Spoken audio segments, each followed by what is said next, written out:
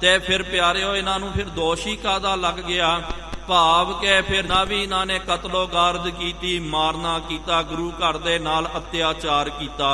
ਫਿਰ ਇੱਕ ਤਰ੍ਹਾਂ ਦੇ ਨਾਲ ਤਾਂ ਇਹ ਸਭ ਮਹਾਰਾਜ ਜੀ ਦੇ ਬਚਨਾਂ ਕਰਕੇ ਹੋ ਰਿਹਾ ਹੈ।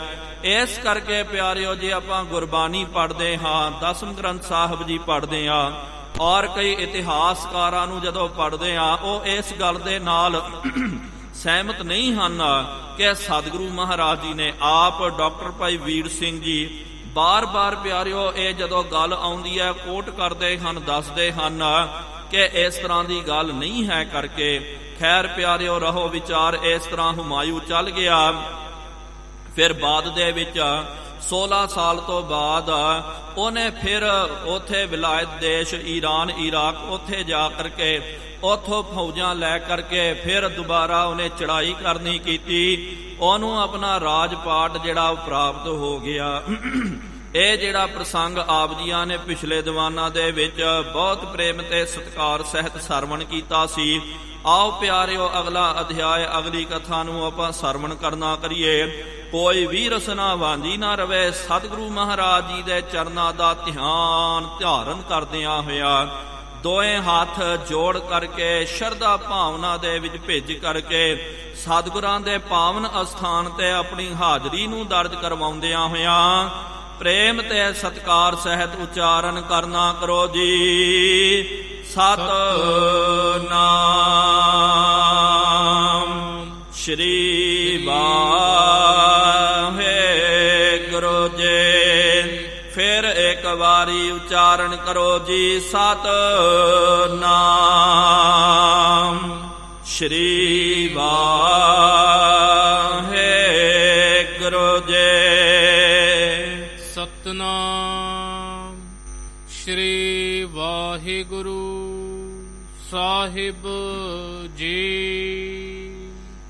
ਦੋਹਰਾ ਅਬ ਸ਼੍ਰੀ ਗੁਰ ਅੰਗਦ ਨਿਕਟ ਸਿੱਖ ਭਏ ਜੋ ਆਏ। ਕਵੀ ਰਾਜ ਕਵੀ ਭਾਈ ਸੰਤੋਖ ਸਿੰਘ ਸਾਹਿਬ ਜੀ ਇਸ ਪ੍ਰਸੰਗ ਦੇ ਵਿੱਚ ਜੋ ਸਤਿਗੁਰੂ ਮਹਾਰਾਜ ਜੀ ਦੇ ਹਜੂਰੀਏ ਸਿੱਖ ਹੋਏ ਹਨ, ਜਿਨ੍ਹਾਂ ਦਾ ਨਾਮ ਸਤਿਗੁਰੂ ਮਹਾਰਾਜ ਜੀ ਦੇ ਸਿੱਖਾਂ ਦੀ ਭਗਤਮਾਲ ਦੇ ਵਿੱਚ ਆਉਂਦਾ, ਉਹ ਸਿੱਖਾਂ ਦੀ ਛੋਟੀਆਂ ਛੋਟੀਆਂ ਸਾਖੀਆਂ ਜੋ ਹਨ, ਜੋ ਮਹਾਰਾਜ ਜੀ ਦੇ ਹਜ਼ੂਰੀ ਰਹਿ ਕਰਕੇ ਜਿਨ੍ਹਾਂ ਨੇ ਸੇਵਾ ਕਰਨੀ ਕੀਤੀ।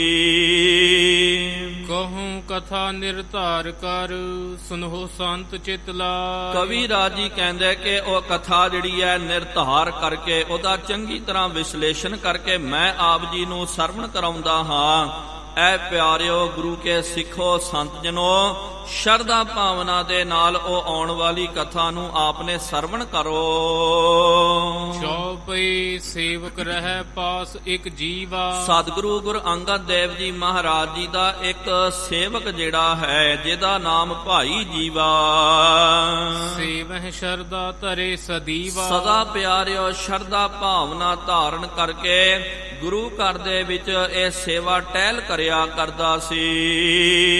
ਤਦ ਸੂ ਖਿਚੜੀ ਕਰਕੇ ਤਿਆਰ। ਇਹ ਕੀ ਕਰਦਾ ਸੀ? ਦਹੀਂ ਦੇ ਨਾਲ, ਕਿਉਂਕਿ ਸਤਿਗੁਰੂ ਸੱਚੇ ਪਾਤਸ਼ਾਹ ਜੀ ਮਹਾਰਾਜ ਹਲਕਾ ਭੋਜਨ ਜਿਹੜਾ ਹੈ ਉਹ ਛਕਿਆ ਕਰਦੇ ਸਨ, ਜਿਹਨੂੰ ਖਿਚੜੀ ਬੋਲਦੇ ਆ। ਤੀਜੇ ਪਾਤਸ਼ਾਹ ਜੀ ਤਾਂ ਓਗਰਾ ਛਕਿਆ ਕਰਦੇ ਸਨ, ਉਹ ਵੀ ਅਲੂਣਾ, ਭਾਵ ਕਿ ਉਹਦੇ ਵਿੱਚ ਲੂਣ ਵੀ ਕਈ ਵਾਰੀ ਨਹੀਂ ਪਾਇਆ ਜਾਂਦਾ। ਦਾਲ ਆਦਿਕ, ਚੌਲ ਆਦਿਕ, ਇਸ ਤਰ੍ਹਾਂ 4-5 ਤਰ੍ਹਾਂ ਦੇ ਇਹ ਜੋ ਹੁੰਦੇ ਹਨ, ਸੁੱਕੀ ਰਸਦ ਹੁੰਦੀ ਹੈ, ਉਹਨੂੰ ਪਾ ਕਰਕੇ ਉਹਦਾ ਓਗਰਾ ਬਣਾਇਆ ਜਾਂਦਾ ਸੀ। ਸਤਿਗੁਰੂ ਮਹਾਰਾਜ ਖਿਚੜੀ ਛਕਦੇ ਸਨ, ਉਹ ਵੀ ਦਹੀਂ ਦੇ ਨਾਲ। ਲਿਆਏ ਅਚਾਵਤ ਅਪਰ ਆਹਾਰ। ਤੇ ਆ ਵੀ ਜਿਹੜਾ ਕਦੇ ਖਿਚੜੀ ਤੇ ਦਹੀਂ ਲਿਆ ਕਰਕੇ ਮਹਾਰਾਜ ਜੀ ਨੂੰ ਛਕਾਉਣਾ, ਤੇ ਔਰ ਵੀ ਤਰ੍ਹਾਂ ਤਰ੍ਹਾਂ ਦਾ ਜਿਹੜਾ ਆਹਾਰ ਹੈ ਪ੍ਰਸ਼ਾਦਾ, ਇਹ ਤਿਆਰ ਕਰਕੇ ਭਾਈ ਜੀ ਦਿਨ ਰਹਿਓ। ਇੱਕ ਦਿਨ ਪਿਆ ਕੀ ਹੋਇਆ, 4 ਘੜੀਆਂ ਦਿਨ ਰਹਿ ਗਿਆ। ਗੁਰਸੋਂ ਹਾਥ ਜੋਰ ਬਚ ਕਹਿਓ। ਭਾਈ ਜੀਵਾ ਜਿਹੜਾ ਸਤਿਗੁਰੂ ਮਹਾਰਾਜ ਜੀ ਦੇ ਕੋਲ ਆ ਕਰਕੇ ਹੱਥ ਜੋੜ ਕਰਕੇ ਬਚਨ ਕੀਤਾ ਹੈ। ਅੱਜ ਚਲਤ ਹੈ ਵਾਯੂ ਅੰਧੇਰੀ। ਕਹਿੰਦਾ ਸਤਿਗੁਰੂ ਮਹਾਰਾਜ ਅੱਜ ਤਾਂ ਜਿਹੜੀ ਹੈ ਹਨੇਰੀ ਵਾਯੂ ਜਿਹੜੀ ਹੈ ਵਗ ਰਹੀ ਹੈ, ਚੱਲ ਰਹੀ ਹੈ। ਹਟ ਹੈ ਨਹੀਂ ਨਿਰਣੈ ਕਰ ਹੇਰੀ। ਲੱਗਦਾ ਮੈਨੇ ਨਿਰਣਾ ਕਰਨਾ ਕੀਤਾ ਤੇ ਇਹ ਵਾਯੂ ਜਿਹੜੀ ਹੈ, ਇਹ ਹਨੇਰੀ ਜਿਹੜੀ ਹੈ, ਇਹ ਨਹੀਂ ਹਟਣ ਵਾਲੀ ਹੈ। ਆ ਜਿਹੜੀ ਨਾ ਪਿਆਰਿਓ ਆਪਾਂ ਕਹਿੰਦੇ ਹਨੇਰੀ, ਇਹ ਜ਼ਿਆਦਾ ਕਰਕੇ ਆਪਣੇ ਇਲਾਕੇ ਦੇ ਵਿੱਚ ਹਨੇਰੀ ਜ਼ਿਆਦੀ ਨਹੀਂ ਵਗਦੀ ਹੈ। ਜੇ ਵਗ ਵੀ ਜਾਵੇ ਤੇ ਬਹੁਤ ਜ਼ਿਆਦਾ ਧੂੜੀ ਘਟਾ ਜਿਹੜਾ ਨਹੀਂ ਉੜਦਾ, ਕਿਉਂਕਿ ਆਪਣੀ ਜ਼ਮੀਨ ਜਿਹੜੀ ਹੈ ਇਸ ਇਲਾਕੇ ਦੀ ਉਹ ਚਿਕਨੀ ਮਿੱਟੀ ਹੈ, ਕਾਲੀ ਮਿੱਟੀ ਹੈ। ਜਿਸ ਤਰ੍ਹਾਂ ਇਹਨੂੰ ਵੇਖਣਾ ਹੋਵੇ, ਹਨੇਰੀਆਂ ਜਦੋਂ ਉੱਠਦੀਆਂ, ਰੇਗਿਸਤਾਨ ਦਾ ਜਿਹੜਾ ਮਾਰੂਥਲ ਦਾ ਇਲਾਕਾ, ਕਈ ਵਾਰੀ ਆਪਨੇ ਵੇਖਿਆ ਹੋਵੇਗਾ, ਸੁਣਿਆ ਹੋਵੇਗਾ ਕਿ ਮਾਰੂਥਲ ਦੇ ਇਲਾਕੇ ਦੇ ਵਿੱਚ ਜਦੋਂ ਹਨੇਰੀ ਉੱਠਦੀ ਹੈ, ਬਹੁਤ ਜ਼ਿਆਦਾ ਰੇਤੀ ਜਿਹੜਾ ਧੂੜੀ ਘਟਾ ਜਿਹੜਾ ਹੈ ਇਹ ਆਕਾਸ਼ ਨੂੰ ਚੜ ਜਾਂਦਾ, ਛਾ ਜਾਂਦਾ। ਇਹਦੇ ਨਾਲ ਪਿਆਰਿਓ ਦਿਨ ਜਿਹੜਾ ਤੇ ਉਹ ਰਾਤ ਦੇ ਵਿੱਚ ਤਬਦੀਲ ਹੋ ਜਾਂਦਾ, ਸੂਰਜ ਨੂੰ ਵੀ ਹਨੇਰੀ ਢੱਕ ਲਿਆ ਕਰਦੀ। ਜਦੋਂ ਹਨੇਰੀ ਉੱਠਦੀ ਹੈ, ਲੋਕੀ ਕੀ ਕਰਦੇ, ਸਾਰੇ ਆਪਣੇ ਬੂਹੇ ਦਰਵਾਜ਼ੇ ਬੰਦ ਕਰ ਦਿੰਦੇ। ਫਿਰ ਵੀ ਪਿਆਰਿਓ ਪੂਰੇ ਬਸਤਰਾਂ ਦੇ ਵਿੱਚ, ਕੱਪੜਿਆਂ ਦੇ ਵਿੱਚ, ਘਰ ਦੇ ਵਿੱਚ ਰੇਤਾ ਹੀ ਰੇਤਾ ਜਿਹੜਾ ਹੈ, ਧੂੜੀ ਘਟਾ ਜਿਹੜਾ ਛਾ ਜਾਂਦਾ। ਪੰਜਾਬ ਦੀ ਵੀ ਪਿਆਰਿਓ ਧਰਤੀ ਜਿਹੜੀ ਹੈ ਉਹ ਥੋੜੀ ਰੇਤਲੀ ਧਰਤੀ ਹੈ, ਤੇ ਉੱਥੇ ਵੀ ਪਿਆਰਿਓ ਜਦੋਂ ਇਹ ਹਨੇਰੀ ਜਦੋਂ ਵਗਦੀ, ਕਈ ਵਾਰੀ ਵੇਖਿਆ ਹੋਵੇਗਾ ਜਿਨ੍ਹਾਂ ਨੇ ਪੰਜਾਬ ਦੇ ਦਰਸ਼ਨ ਕੀਤੇ ਜਾਂ ਉੱਥੋਂ ਦੇ ਵਸਨੀਕ ਹਨ, ਜਦੋਂ ਇਹ ਹਨੇਰੀ ਵਗਦੀ ਹੈ ਪੂਰਾ ਧੂੜੀ ਘਟਾ ਜਿਹੜਾ ਛਾ ਜਾਂਦਾ, ਕੁਛ ਨਜ਼ਰ ਨਹੀਂ ਆਉਂਦਾ। ਤੇ ਭਾਈ ਜੀਵੇ ਨੇ ਬਚਨ ਕੀਤਾ, ਮਹਾਰਾਜ ਹਨੇਰੀ ਵਗ ਰਹੀ ਹੈ, ਲੱਗਦਾ ਹਨੇਰੀ ਨੇ ਛੇਤੀ ਨਹੀਂ ਰੁਕਣਾ, ਬੜੀ ਨਿਸਾ ਬੀਤੇ ਹਟ ਜਾਏ। ਲੱਗਦਾ ਮਹਾਰਾਜ ਜਦੋਂ ਵੱਡੀ ਰਾਤ ਹੋ ਜਾਵੇਗੀ, ਭਾਵ ਕਿ 12-1 ਵਜਣਗੇ, ਉਦੋਂ ਤੱਕ ਤਾਂ ਇਹਨੇ ਨਹੀਂ ਹਟਣਾ ਹੈ। ਅਬ ਤੋ ਬਹਿਤ ਮਹਾਰਜ ਛਾਏ। ਹੁਣ ਤਾਂ ਬਾਰ-ਬਾਰ ਸਤਿਗੁਰੂ ਮਹਾਰਾਜ ਬਹੁਤ ਜ਼ਿਆਦੀ ਰਜ ਦਾ ਮਤਲਬ ਕਿ ਧੂੜੀ ਘਟਾ ਜਿਹੜਾ ਹੈ, ਇਹ ਰੇਤਾ ਜਿਹੜਾ ਆਕਾਸ਼ ਨੂੰ ਚੜਿਆ ਹੋਇਆ, ਛਾਇਆ ਹੋਇਆ। ਬਾਕ ਆਪ ਕੋ ਹੋਵੇ ਜਬੈ। ਲੇਕਿਨ ਸਤਿਗੁਰੂ ਮਹਾਰਾਜ ਆਪ ਜੀ ਸਮਰੱਥ ਹੋ, ਆਪ ਜੀ ਵਾਸਤੇ ਮਹਾਰਾਜ ਕੋਈ ਇਹ ਅਚਰਜਤਾ ਵਾਲੀ ਖੇਡ ਨਹੀਂ ਹੈ। ਮੈਂ ਆਪ ਨੂੰ ਬੇਨਤੀ ਕਰਦਾ, ਮਹਾਰਾਜ ਆਪ ਜੀ ਸਿਰਫ ਬਚਨ ਕਰ ਦਿਓ। ਮਿਟੇ ਅੰਧੇਰੀ ਰਜ ਸੋ ਤਬੈ। ਤਾਂ ਮਹਾਰਾਜ ਜੇ ਆਪ ਜੀ ਨੇ ਸਿਰਫ ਇੱਕ ਬਚਨ ਕਰ ਦਿੱਤਾ, ਇਸ਼ਾਰਾ ਕਰ ਦਿੱਤਾ ਕਿ ਹਨੇਰੀਏ ਤੂੰ ਰੁਕ ਜਾ, ਸ਼ਾਂਤ ਹੋ ਜਾ, ਤੇ ਮਹਾਰਾਜ ਆਪ ਜੀ ਦੇ ਬਚਨਾਂ ਦੀ ਦੇਰੀ ਹੋ ਸਕਦੀ। ਲੇਕਿਨ ਜੇ ਆਪ ਜੀ ਨੇ ਬਚਨ ਕਰ ਦਿੱਤਾ, ਤੁਰੰਤ ਹਨੇਰੀ ਨੇ ਸ਼ਾਂਤ ਹੋ ਜਾਣਾ ਹੈ, ਰੁਕ ਜਾਣਾ ਹੈ। ਕਰ ਲੇਵੂ ਮੈਂ ਤੁਰਤ ਆਹਾਰਾ। ਇਹ ਕਿਉਂ ਕਹਿ ਰਿਹਾ ਭਾਈ ਜੀਵਾ? ਕਿਉਂਕਿ ਪਿਆਰਿਆ ਰਸੋਈ ਤਿਆਰ ਨਹੀਂ ਹੋਈ ਸੀ, ਗੁਰੂ ਘਰ ਦੇ ਵਿੱਚ ਪ੍ਰਸ਼ਾਦਾ ਤਿਆਰ ਨਹੀਂ ਹੋਇਆ, ਸ਼ਾਮਾਂ ਦਾ ਵੇਲਾ ਚੜ ਕੇ ਆਇਆ ਸੀ। ਤੇ ਭਾਈ ਜੀਵਾ ਕਹਿੰਦਾ ਹਨੇਰੀ ਵਗ ਰਹੀ ਹੈ, ਮਹਾਰਾਜ ਮੈਂ ਪ੍ਰਸ਼ਾਦਾ ਕਿਸ ਤਰ੍ਹਾਂ ਤਿਆਰ ਕਰਾਂ, ਕਿਉਂਕਿ ਚੁੱਲ੍ਹਾ ਬਾਲਦਾ ਉਹ ਬੁੱਝ ਜਾਂਦਾ ਹਵਾ ਦੇ ਨਾਲ। ਜੇ ਮੈਂ ਕੋਈ ਅਨਾਜ ਜਿਹੜਾ ਹੈ ਉਹਨੂੰ ਵੀ ਖੁੱਲਾ ਰੱਖਦਾ, ਉਹਦੇ ਵਿੱਚ ਧੂੜੀ ਘਟਾ ਜਿਹੜਾ ਹੈ, ਰੇਤਾ ਉਹਦੇ ਵਿੱਚ ਪੈ ਜਾਂਦਾ, ਬੜੀ ਖਰਾਬੀ ਹੁੰਦੀ ਹੈ।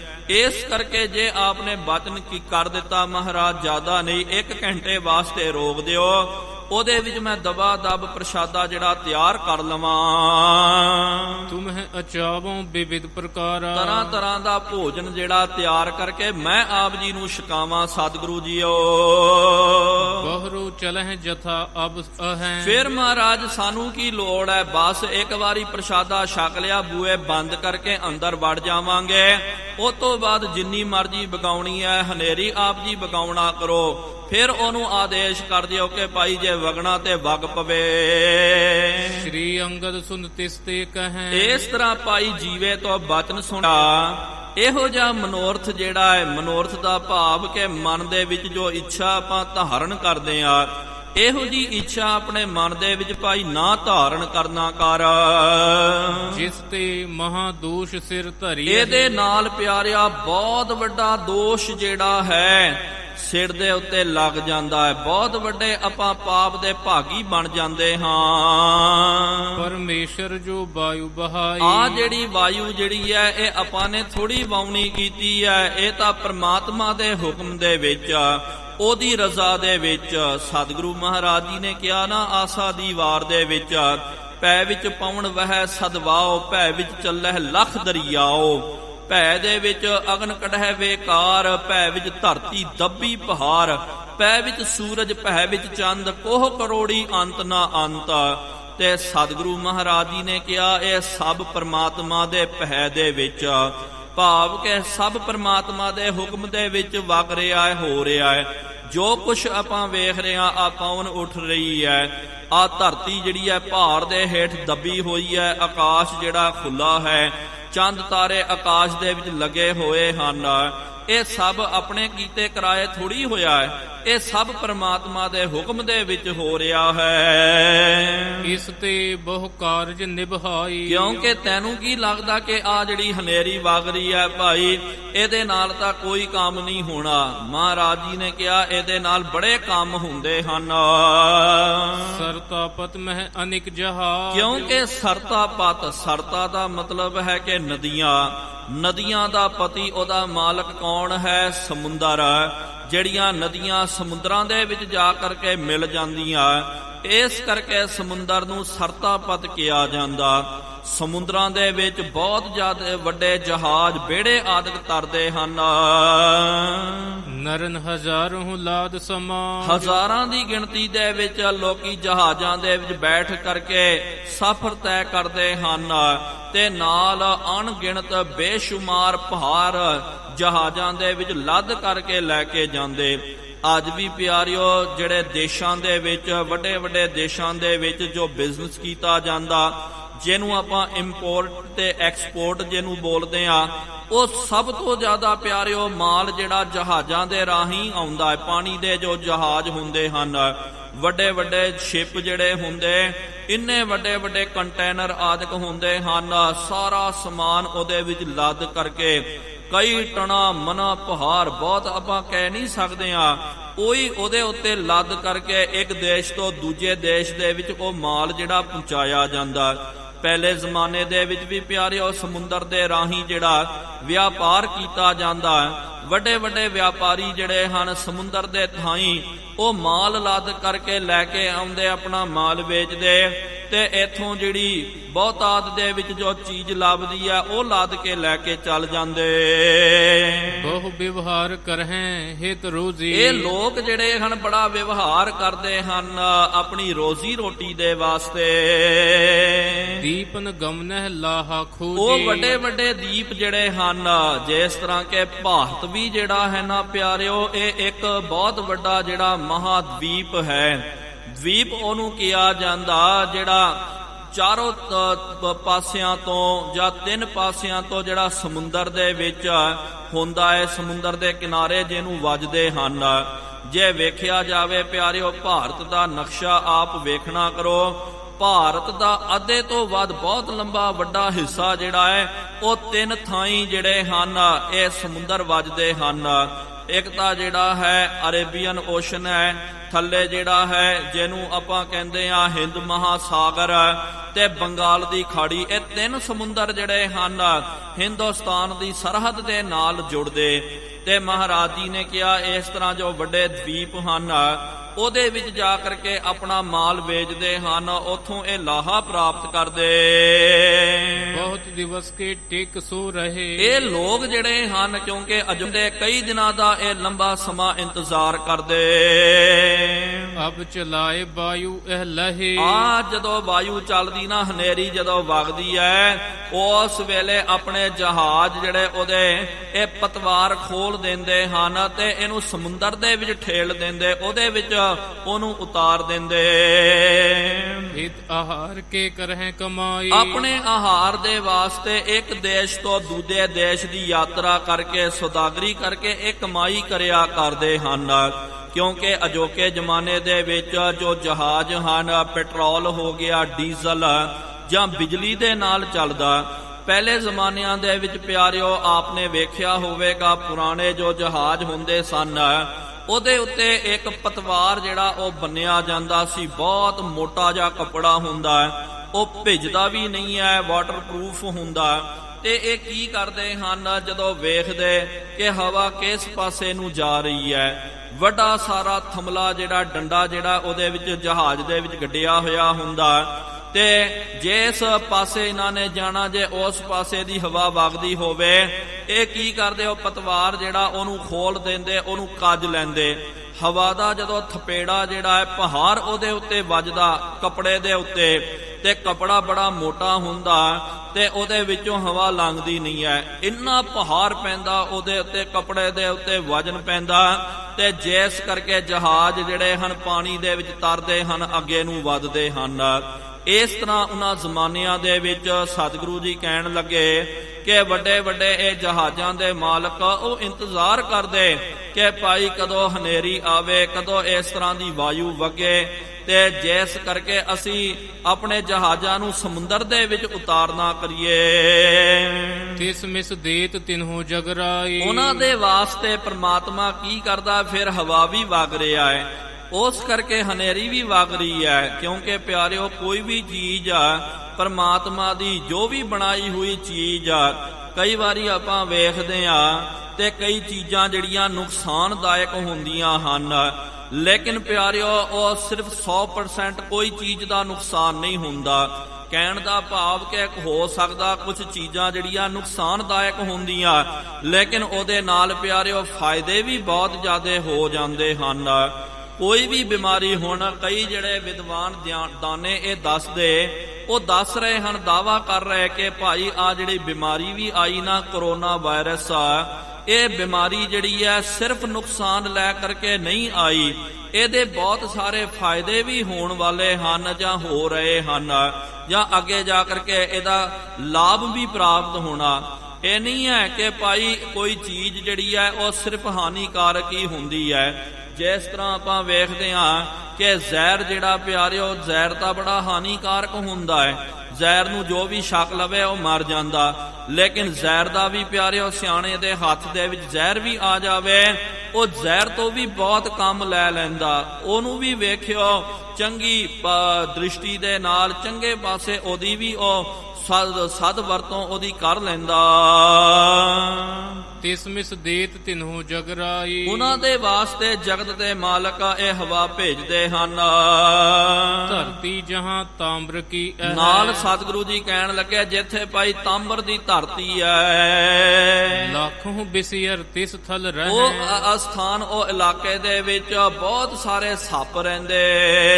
ਤਿਨ ਹਿਤ ਧੂਲ ਜਾਏ ਤਿਸ ਦੇ। ਉਹਨਾਂ ਦੇ ਵਾਸਤੇ ਆ ਜਿਹੜੀ ਹੈ ਧੂੜੀ ਘਟਾ ਜਿਹੜਾ ਹੈ, ਉਹ ਉਸ ਪਾਸੇ ਜਦੋਂ ਚੱਲ ਜਾਂਦੀ, ਨਿਜ ਕੁੰਡਲ ਮਹਲੇਤ ਅਸ਼ੇ। ਤੇ ਕਹਿੰਦੇ ਕਿ ਸੱਪ ਜਿਹੜੇ ਕੁੰਡਲੀ ਮਾਰ ਕਰਕੇ ਉਹ ਰੇਤਾ ਜਿਹੜਾ ਹੈ ਉਹਨੂੰ ਆਪਣੇ ਅੰਦਰ ਸਰੀਰ ਦੇ ਉੱਤੇ ਜਜ਼ਬ ਕਰ ਲੈਂਦੇ ਹਨ। ਤਿਸ ਕੋ ਖਾਏ ਨਿਬਾਹੈ ਕਾ। ਉਹਨੂੰ ਸ਼ੱਕ ਕਰਕੇ ਆਪਣਾ ਸਮਾਂ ਜਿਹੜਾ ਹੈ ਉਹ ਨਿਰਵਾਹ ਕਰਦੇ। ਆਪੋ ਆਪਣੀ ਲੇਤ ਸੰਭਾਲ। ਇਸ ਤਰ੍ਹਾਂ ਉਹ ਆਪੋ ਆਪਣੀ ਸੰਭਾਲ ਕਰ ਲੈਂਦੇ ਹਨ।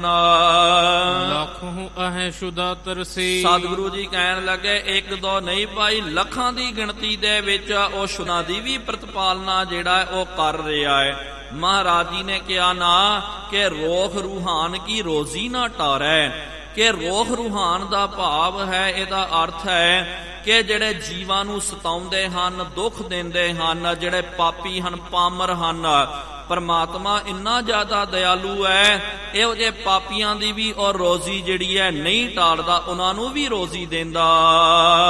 ਇਸ ਤੇ ਆਦਿਕ ਕਾਜ ਵਿਸਾਲ। ਇਸ ਤੋਂ ਆਦਿਕ ਇਹ ਤਾਂ ਭਾਈ ਤੈਨੂੰ ਦੋ ਹੀ ਅਸਾਂ ਨੇ ਉਦਾਹਰਣ ਦਿੱਤੀਆਂ, ਇਹ ਤੋਂ ਇਲਾਵਾ ਬਹੁਤ ਸਾਰੇ ਕਾਰਜ ਇਸ ਵਾਯੂ ਦੇ ਨਾਲ, ਹਨੇਰੀ ਦੇ ਨਾਲ ਹੁੰਦੇ। ਕਰਹਿ ਪਰਮੇਸ਼ਰ ਵਾਯੂ ਨਾਲ। ਪਰਮੇਸ਼ਰ ਜੀ ਵਾਯੂ ਦੇ ਨਾਲ ਬਹੁਤ ਸਾਰੇ ਜੀਵਾਂ ਦਾ ਕੰਮ ਕਰਦੇ ਹਨ, ਉਹਨਾਂ ਦੇ ਕਾਰਜਾਂ ਨੂੰ ਸਵਾਰਦੇ।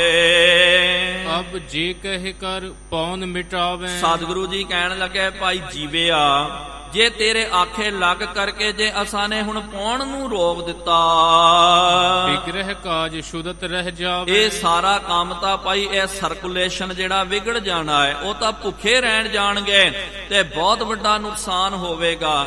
ਉਹ ਜਿਹੜੇ ਰਾਹਗੀਰ ਜਿਹੜੇ ਹਨ ਹੋ ਜਾਂਦਾ, ਕਈ ਜਿਹੜੀਆਂ ਹੁਣ ਖੇਤੀਆਂ ਪੱਕਣ ਵਾਸਤੇ ਆ ਗਈਆਂ, ਤੇ ਜੇ ਮੀਂਹ ਪੈ ਜਾਵੇ ਉਹ ਕਹਿੰਦਾ ਕਿ ਭਾਈ ਰੱਬ ਨੂੰ ਬੇਨਤੀ ਕਰਦਾ ਕਿ ਰੱਬਾ ਮੀਂਹ ਨਾ ਪਵਾਈ, ਜੇ ਮੀਂਹ ਪੈ ਜਾਵੇ ਮੇਰਾ ਖੇਤ ਜਿਹੜਾ ਨੁਕਸਾਨ ਹੋ ਜਾਵੇਗਾ, ਖੇਤ ਫਸਲ ਮੇਰੀ ਬਰਬਾਦ ਹੋ ਜਾਵੇਗੀ।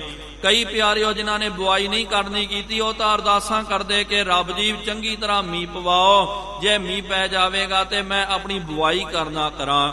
ਕਹਿਣ ਦਾ ਭਾਵ ਕਿ ਕੋਈ ਵੀ ਚੀਜ਼ ਜਿਹੜੀ ਹੈ ਉਹ ਹਰ ਪਾਸੇ ਅਸਫਲ ਨਹੀਂ ਹੁੰਦੀ ਤੇ ਹਰ ਪਾਸੇ ਸਫਲ ਵੀ ਨਹੀਂ ਹੁੰਦੀ ਹੈ। ਹਰ ਚੀਜ਼ ਦੇ ਪਿਆਰਿਓ ਕਈ ਮਾਇਨੇ ਹੁੰਦੇ ਹਨ, ਕਈ ਪਹਿਲੂ ਹੁੰਦੇ ਹਨ। ਇਸ ਤਰ੍ਹਾਂ ਹੀ ਆ ਜਿਹੜੀ ਹੁਣ ਹਵਾ ਹਨੇਰੀ ਵਗ ਰਹੀ ਹੈ, ਹੋ ਸਕਦਾ ਤੇਰੇ ਵਾਸਤੇ ਨੁਕਸਾਨਦਾਇਕ ਹੋਵੇਗੀ, ਲੇਕਿਨ ਕਈ ਸਾਰੇ ਲੋਕਾਂ ਵਾਸਤੇ ਇਹਨੇ ਫਾਇਦਾ ਪਹੁੰਚਾਉਣਾ ਹੈ। ਕਿਆ ਅਲਪਗ ਤਰਕ ਨਾ ਕਰੈ। ਜਿਹੜੇ ਅਲਪਗ ਜੀਵ, ਆਪਾਂ ਤਾਂ ਅਲਪਗ ਹਾਂ, ਅਲਪਗ ਜੀਵ ਸਰਬਗ ਦੀ ਆਪਾਂ ਕੀ ਕਲਪਨਾ ਕਰ ਸਕਦੇ ਹਾਂ, ਕੀ ਉਹਦੀ ਆਪਾਂ ਤਰਕ ਕਰ ਸਕਦੇ ਹਾਂ। ਲੱਖੋਂ ਜੀਵਨ ਕਉ ਸੰਤਾਪ।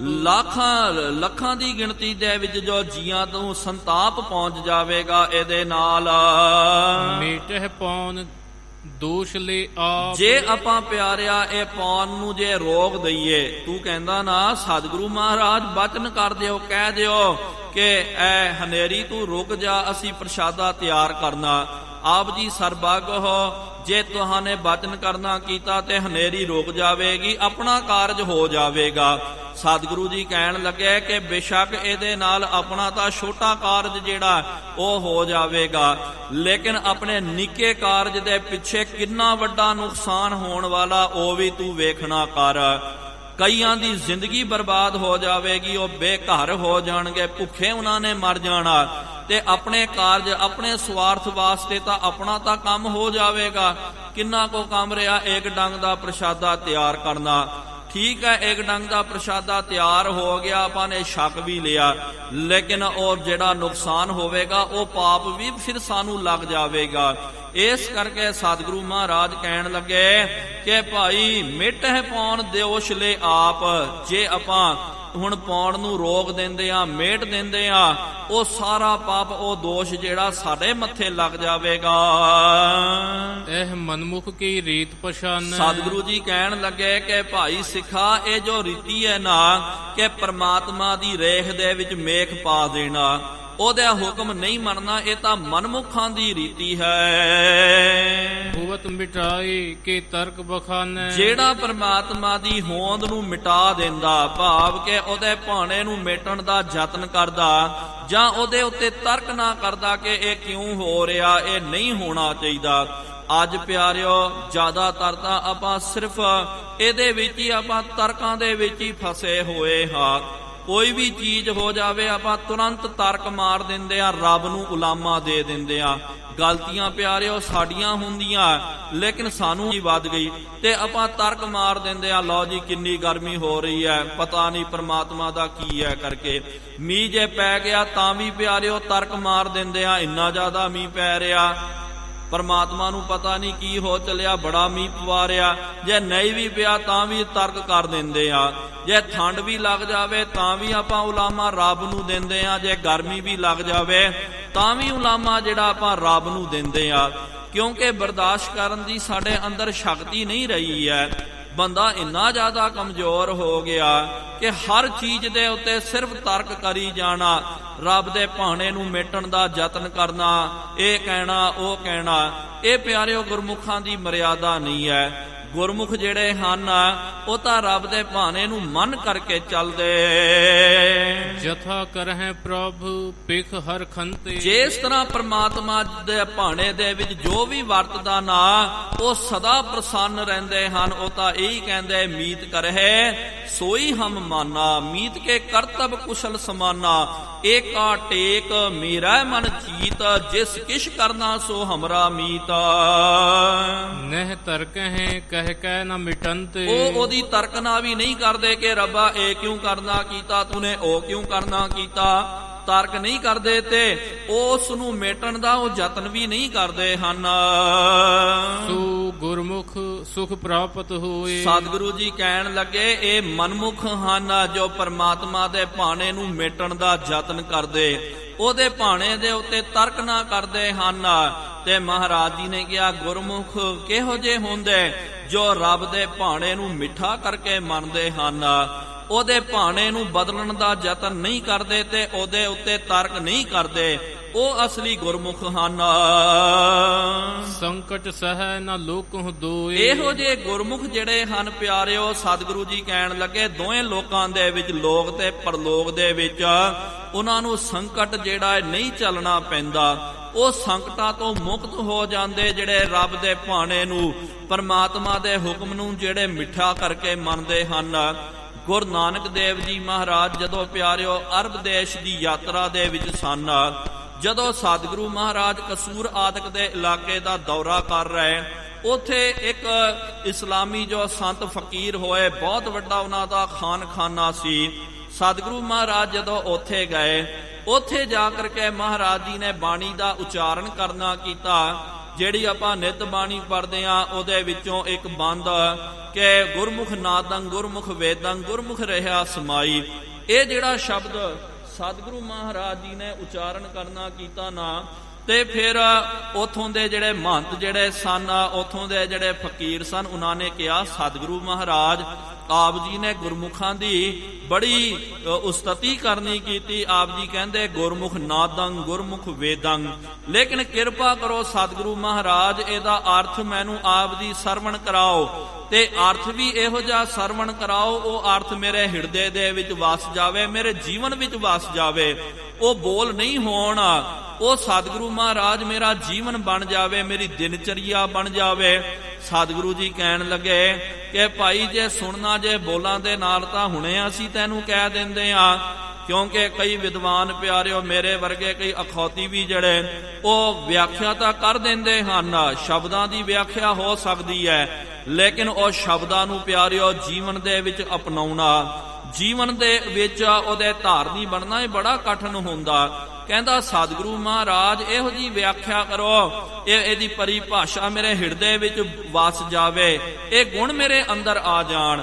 ਤਾਂ ਸਤਿਗੁਰੂ ਜੀ ਕਹਿਣ ਲੱਗੇ ਭਾਈ ਇਹਦਾ ਜੇ ਤੂੰ ਅਰਥ ਵੇਖਣਾ ਚਾਹੁੰਦਾ ਤੂੰ ਮੱਕੇ ਸ਼ਰੀਫ ਜਾ, ਮੱਕੇ ਜਾਵੇਗਾ, ਉੱਥੇ ਤੈਨੂੰ ਇਹਦੇ ਅਰਥਾਂ ਦਾ ਤੈਨੂੰ ਬੋਧ ਹੋ ਜਾਵੇਗਾ, ਪਤਾ ਲੱਗ ਜਾਵੇਗਾ ਗੁਰਮੁਖ ਨਾਦੰ ਗੁਰਮੁਖ ਵੇਦੰ ਕਰਕੇ ਅਸਲ ਦੇ ਵਿੱਚ ਗੁਰਮੁਖ ਕੌਣ ਹਨ, ਗੁਰਮੁਖ ਦੀ ਪਰਿਭਾਸ਼ਾ ਜਿਹੜੀ ਹੈ ਤੈਨੂੰ ਉੱਥੋਂ ਪ੍ਰਾਪਤ ਹੋਵੇਗੀ। ਇਹ ਕਹਿ ਕਰਕੇ ਮਹਾਰਾਜ ਜੀ ਨੇ ਉਹਨੂੰ ਤੋਰ ਦਿੱਤਾ। ਉਹਨੇ ਕਿਹਾ ਮਹਾਰਾਜ ਜਦੋਂ ਤੱਕ ਮੈਂ ਅਰਥ ਲੈ ਕੇ ਨਹੀਂ ਆਵਾਂਗਾ ਆਪ ਜੀ ਇੱਥੇ। ਉਹਨਾਂ ਨੇ ਸਫ਼ਰ ਤੈਅ ਕਰਨਾ ਕੀਤਾ। ਇੱਕ ਜਿਹੜਾ ਟਾਪੂ ਆਇਆ, ਉਹ ਟਾਪੂ ਦੇ ਉੱਤੇ ਉਹਨਾਂ ਨੇ ਵਿਸ਼ਰਾਮ ਕੀਤਾ, ਬੈਠਣਾ ਕੀਤਾ, ਤੇ ਉੱਥੇ ਕੀ ਤੱਕਦੇ ਹਨ ਕਿ ਭਾਈ ਇੱਕ ਜਹਾਜ਼ ਜਿਹੜਾ ਹੈ ਉਹ ਪਾਣੀ ਦੇ ਵਿੱਚੋਂ ਆ ਰਿਹਾ ਸੀ, ਟਾਪੂ ਦੇ ਵੱਲ ਆ ਰਿਹਾ ਸੀ, ਤੇ ਇੱਕਦਮ ਪਿਆਰਿਓ ਜਹਾਜ਼ ਪਾਣੀ ਦੇ ਵਿੱਚ ਗੋਤੇ ਖਾਣ ਵਾਸਤੇ ਲੱਗ ਪਿਆ, ਡੁੱਬਣ ਵਾਸਤੇ ਆ ਗਿਆ, ਡੁੱਬ ਰਿਹਾ ਸੀ।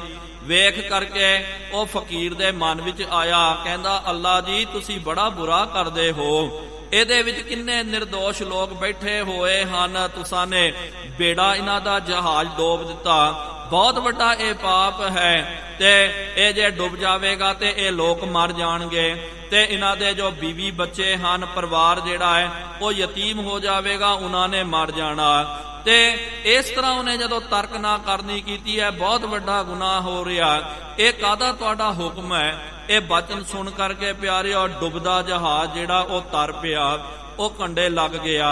ਇਹਨਾਂ ਨੂੰ ਲੱਗਿਆ ਦੇਖੋ ਮੈਨੇ ਬਚਨ ਕੀਤਾ ਤੇ ਜਹਾਜ਼ ਬਚ ਗਿਆ।